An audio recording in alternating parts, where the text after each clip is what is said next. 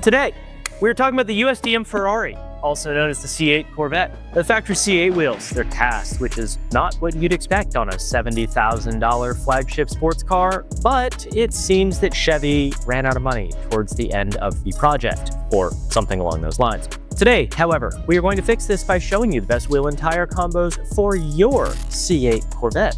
All of these will be lighter, stronger, and in our opinion, look better than the factory wheels, which kind of look awful. The Trident ones are pretty cool, but yeah. So this guide is specifically for your narrow-bodied Stingray C8 and all its respective trim levels, 1LT, 2LT, 3LT. We're not covering Z06, E-Ray, or the ZR1. There's one, not a lot of data out there yet, and two, the cars are still going for like 100K over, so.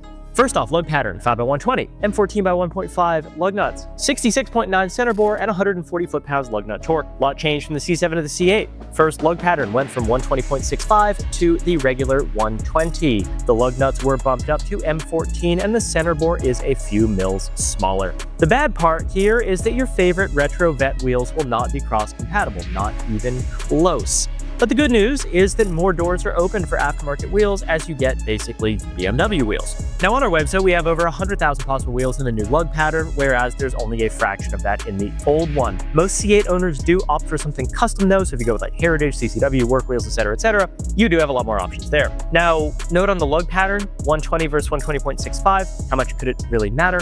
Well, if you were to drill out M12 wheels to M14, they would probably fit. It's a matter really of whether you can versus whether you should. The proper way would involve re-drilling along with boring up the lug holes, add a hub-centric ring, and everything will operate as it should.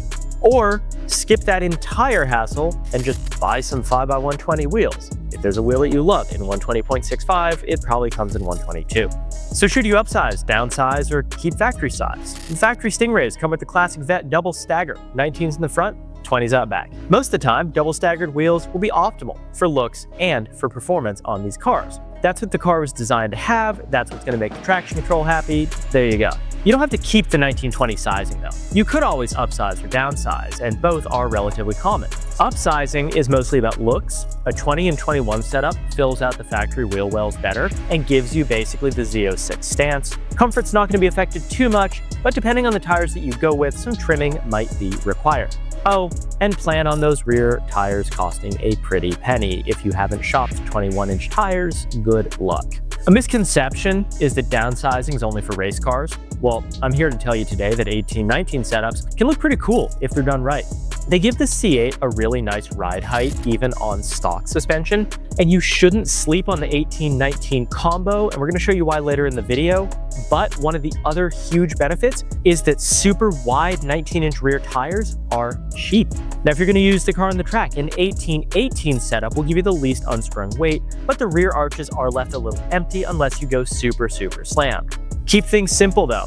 Stay with a set of 1920 double stagger. This allows you to retain the factory tires, keep the factory traction control happy, keep the original form factor just with better fitment and a cooler design. So let's start with the most common setup. Again, you can reuse your factory tires if they still have life, but if you've been doing too many burnouts, you can switch them out. We're going to take a look at both in this video.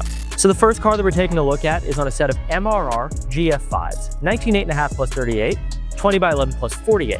Michelin Pilot Sport 4S tires, 245/35/19, 305/30/20. This was on Z51 suspension with the adjustable coilovers, but it's at stock height. Now, MRRs are one of the brands that I would personally recommend to you for this platform. The Z51's rocking their GF5 model, and this is a flow-formed wheel, so it's super affordable, yet they do outperform the factory Trident or 5-spoke wheels. These come in at 23 pounds in the front and 28.2 in the rear, saving right on about 3 pounds per wheel. Now, as far as the fit, these aren't too far off from the factory. They're pretty much designed to be a factory replacement wheel using the same size and width. The lower offset is what gives them a better stance, but this is considered to be a very tame setup compared to what these cars are capable of. The Z51 does come with factory adjustable coilover suspension, but this one is still at the default ride height. These MRRs are a great option if you just want, wheels for your car. You don't want to modify it. Now next up, we got some BBS CIRs, 19x9 plus 44, 20x11.5 plus 52, with Toyo Proxy's RR 235/35/19 and 315/30/20 out back. This Vette is lowered on MCS 3-way custom coilovers with custom spring rates and valving. The switch to 5x120 PCD opened the door to a lot of new possibilities, BBS wheels being one of them. These CIRs are offered in specs that are pretty much tailor-made for the C8 Corvette. Now, instead of only changing the offset, you can very easily go wider as well. This 2LT is running a 9-inch front and an 11.5-inch wheel out back. This was paired with wider Toyo Proxys RR tires to match, and this wheel and tire combo doesn't cause any clearance issues, even with this car being lowered on those MCS through-weight coilovers. Now we got some welds. Ventura 19x9 plus 38, 20x11 plus 40 out back, wrapped up in Michelin Pilot Sport 4S, 245/35/19, and out back the 305/30/20. These are the factory Pilot Sports on stock suspension. If you want a super iconic look for your C8, how about some welds? These weld Venturas look really cool on any Corvette, and the C8 is of course no different. Compared to the last car that we took a look at, this one does have a lower offset in the rear, which brings the wheels considerably more flush to the fender. Now, once again, the factory PS4S tires were reused, and really there's not a huge motivation to upgrade when you have basically the best tires you can buy on a street car. This car is on stock suspension and has zero issues with rubbing, scrubbing, anything like that. Rubbing's not really going to be a factor on 1920 setups unless you go with a really low offset or really wide wheel or really tall tires. Now, speaking of rubbing, if you want to upsize to 2021, be aware that keeping the same tire profile seen on smaller setups will cause some rubbing issues in addition to some other potential issues. This can usually be solved with a little bit of trimming to the mud flap area of the car. Alternatively, you can use a smaller sidewall tire. The only catch is that these do tend to get pretty expensive, even more so than the stock sizes. So if tire price is a consideration, you might want to look away from a 2021. We got some Avantgarde M520Rs, 20x9 plus 38, 21x12 plus 52. 305/35/21 tires in the back and 245/30s up front. This is lowered on the factory Z51 coilover suspension, and we're taking a look at a 2021 setup here, of course. The tires do come around the same size as the factory 1920, and with this, the fitment is virtually identical to some of the previous ones that we looked at. These aren't going to be as light as the previous group. You're adding wheel diameter, the weight's going up. They do still weigh less than factory, although that's not really a high bar to hit, right? This one is lowered on factory Z51 suspension, giving about a 0.7-inch drop. There was no trimming required according to this owner, but your mileage may vary. Now we got some forged wheels. FORGEDLITE DC5, 20x9 plus 35, 21x12 plus 52. Michelin Pilot Sport 4S's all around, 255/30/20 and 325/25/21. Lowered on Eibach Pro lowering springs, and there was some trimming needed to make this setup work and stop the rubbing. Pairing larger tires with lowering is where you, of course, are going to run into some issues. In this case, the 255/30/20 fronts are not only wider, but they are also taller than the stock tire. This causes some interference, of course, between the mud flaps and the tires when you're turning close to full lock. You could probably just leave it and let it self-clearance, but it's an expensive sports car. You can just use a Dremel to trim the ABS plastic mud flaps down a little bit. Again, this car is lowered on Eibach Pro lowering springs. At stock height, there's probably no trimming required, but again, depends. So we're going to talk downsizing now. The main motivation here is performance, but that's not to say it can't look good too. Also, there's a lot of wheels that just don't come in those larger sizes, like TEs. For the grippiest setup, go 18/18 instead of double stagger, but both kind of achieve the same goal. You knew you were going to see some Apexes on here, 18x9.5 plus 43, 1911 plus 44, Apex EC7s. These are wrapped up in Continental Extreme Contact tires in a 275/35/18, which is a beefy boy up front, and a 315/30/19 out back. This is on the Z51 suspension, and it is at factory ride height. There is no tire rubbing, but the front lip does scrape frequently.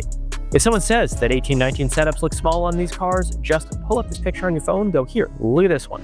Because believe it or not, this car is not lowered. The smaller overall height of the wheel and tire package are what provide the lower ride height. The wheel specs are very similar to what we've already seen in this guide, and if you're noticing a trend, basically everything fits the same.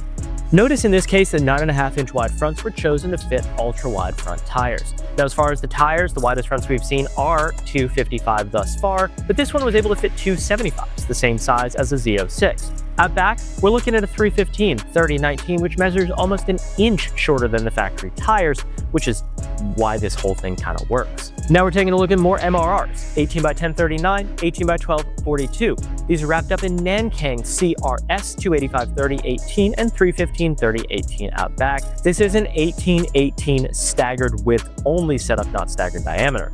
And so rather than the factory double staggered setup, as I said, this is a normal staggered setup. 18 by 10 plus 39 in the front and 18 by 12 plus 42 in the rear. You'll typically see 18s all around for dedicated track wheels. As we can see, the front looks pretty good. The rear does have at least what we would say to be excessive wheel gap. However, these are track wheels, so this is function over form. If you're looking for track wheels, you want to hear about weight. These are forged MRR wheels, and they do not disappoint in this category. They come in at 18.8 pounds in the front and 20.2 pounds in the rear. In other words, they're about 6 pounds lighter than factory in the front and about 10 pounds lighter in the rear, and they're also significantly wider, allowing you to stuff some big tires under there.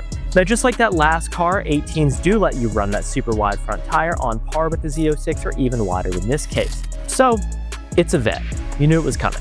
The C8 was designed with circuit use in mind, but doesn't mean it can't lay down some serious quarter-mile times. We're not going to fully break down drag setups here because it's not really a drag car, but we thought we'd show you one example in case this is what you're here for. There is development going on these now that the ECUs have been unlocked, so there you go. Up front, you got Forged Star 14, 17 by 5, -26, and in the rear, 18 by 12 plus 50s. They're wrapped up in M&H 4.5-inch wide front tires and Mickey Thompson ET Street Rs 325/35/18s. This is the smallest wheel combination on the Stingray without aftermarket rear brakes. Bear in mind the Z51 package does have a larger caliper. The Stingray can fit 17s in the front, while the smallest you can fit on a Z06 is 18. In the rear, the smallest you can go on all C8s is an 18 without doing an aftermarket rear drag package with spindles, different brakes, and a whole bunch of other parts. If you are looking for a drag setup for your C8, just get in touch with us. It's a little bit custom. This is a pretty off-the-shelf setup. If you're wondering why the wheels were sized down the way they are, it comes down to brake clearance. 17/18 is as small as you can go. No, you're not fitting 15s on this car. Otherwise, this is pretty much a standard drag pack, 17.5 skinnies up front, 18/12 in the rear. The rears are DOT compliant, Mickey Thompson ET Street Rs. They're 325/35/18, but just because you can drive them on the street doesn't mean you should. The overall diameter comes out close to the stock 20s, but with a whole lot more sidewall so you can hook it and book it. If you want something that really hooks like crazy, you could always consider a taller sidewall tire instead. Again, the drag setups on these cars are fairly custom. So let's wrap it all up. You going upsize, downsize, keeping 19s, 20s, going 18/18, drag racing? What do you do with your Vette? Well, all these setups can look good. So it comes down to how much you prefer performance versus big, bold wheels. Once you figure out the size, half the work is done. The factory C8 wheels are pretty heavy, but the fitment's not that bad. All you gotta do is go a little wider, lower the offset, and either reuse your factory tires or get something similar in quality. Please do not put Ironmans on your Vette. This guide was all about the Stingray. If you have a Z06, don't worry. Once the ZR1 comes out, we're cooking up a guide for all the wide-body C8s. Right now, there's data limitations, and honestly, there's like 6 of these on the road. If you have a C8 with some awesome wheels, add it to our vehicle gallery. Show off your ride and help others dial in their fitment in the process. And if you're looking for inspiration, check out the gallery. Thank you guys so much for watching the video. If you enjoyed it, please hit the like button, drop a comment down below with a vehicle we should cover in our next fitment guide. Hit subscribe if you're not subscribed already. Like, I checked the stats the other day, like 1% of you guys are subscribed. So don't be using our information if you're not subbing to the channel. You know what I mean? Thank you all so much for watching, and I'll see you in the next one.